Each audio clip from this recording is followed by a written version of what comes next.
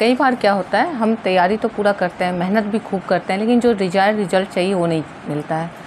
Standard 10 में बच्चे चाहते हैं जितना, उतना उनको नहीं मिलता है। रिजल्ट आना तो अभी बाकी है, लेकिन एग्ज़ाम अपीयर करने के बाद ही लग जाता है कि नहीं, जितना मुझे चाहिए था वो नहीं हो पाया।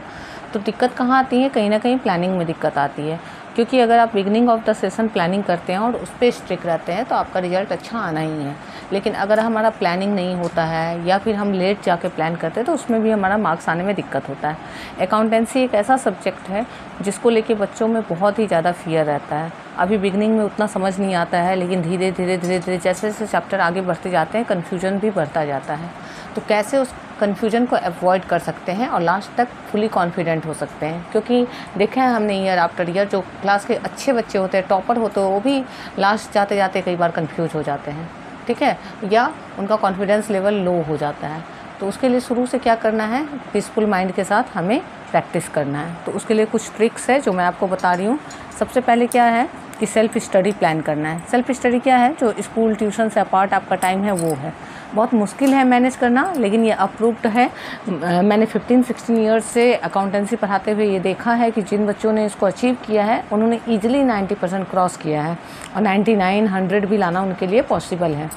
तो 4 आवर का टीचिंग प्लान रखना है अकाउंटेंसी के लिए, जिसमें 2 आवर्स जो होगा वो प्रीवियस टॉपिक का रिवीजन होगा और 2 आवर्स जो होगा वो ऑन गोइंग जो टॉपिक होगा उसको सम्स बनाना, जैसे स्कूल से होमवर्क वगैरह मिलता है या अपना रेगुलर प्रैक्टिस है वो है।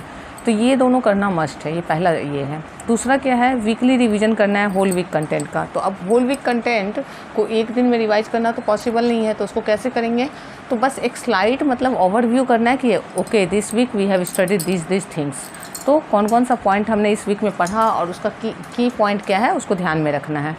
फिर जब चैप्टर पढ़ रहे हैं तो साथ साथ ही MCQs और असर्शन रीजन क्वेश्चन का भी प्रैक्टिस करते जाना है। उसको ये नहीं कि रखना है कि एग्जाम के टाइम में MCQ का प्रैक्टिस करेंगे। उससे क्या होगा, सारे MCQ असर्शन रीजन हो सके आपसे ना हो, लेकिन आपका कॉन्सेप्ट क्लियर होता जाएगा। अच्छा ये रूल होता है, ऐसा होता है, ऐसा होता है, ठीक है। नेक्स्ट क्या है? जो क्वेश्चन आपने प्रैक्टिस किया, आपके पास जो भी पब्लिकेशन का बुक है वो, उससे उसी टाइप का क्वेश्चन, वही टॉपिक आप दूसरे अदर पब्लिकेशन से प्रैक्टिस कीजिए। तो जब आप अदर पब्लिकेशन से वही क्वेश्चन को प्रैक्टिस करेंगे तो आपका कॉन्फिडेंस बिल्डअप होगा, साथ ही साथ आप डिफरेंट टाइप के क्वेश्चन समझेंगे।